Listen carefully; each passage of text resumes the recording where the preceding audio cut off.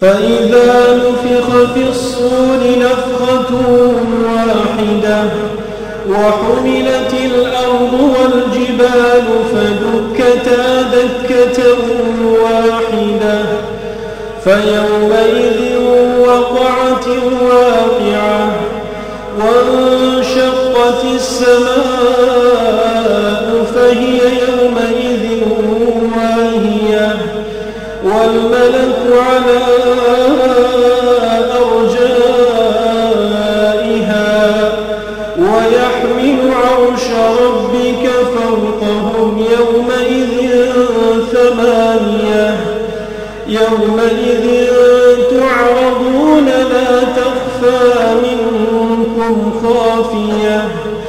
فأما من أوتي كتابه بيمينه فيقول هاؤم اقرءوا كتابيه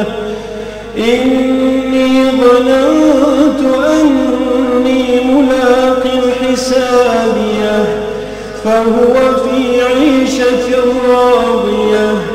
في جنة عالية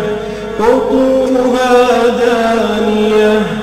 كلوا واشربوا هنيئا بما أسلفتم في الأيام الخالية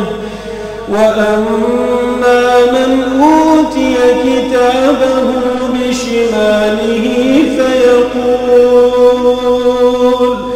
فيقول يا ليتني لم أوت كتابيه ولم أدر ما حسابيه يا ليتها كانت القاضية ما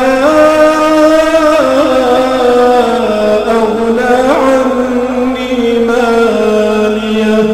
هلك عني سلطانيه خذوه فغلوه ثم الجحيم صلوه ثم في سلسلة ذرعها 70 ذراعا فاسلكوه إنه كان لا يؤمن بالله العظيم ولا يحض على طعام المسكين فليس له اليوم هاهنا حميم ولا طعام إلا من غسلين لا يأكله إلا الخاطئون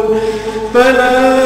أقسم بما تبصرون وما لا تبصرون إنه لقول رسول كريم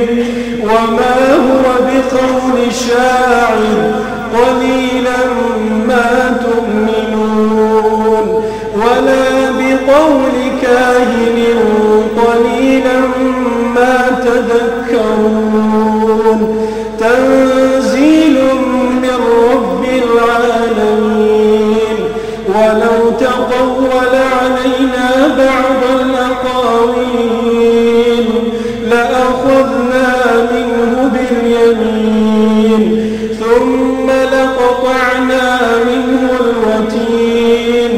فما منكم من أحد عنه حاجزين وإنه لتذكرة للمتقين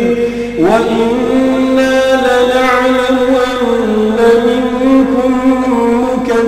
مكذبين وإنه لحسرة على الكافرين وإنه لحق اليقين فسبح باسم ربك العظيم الله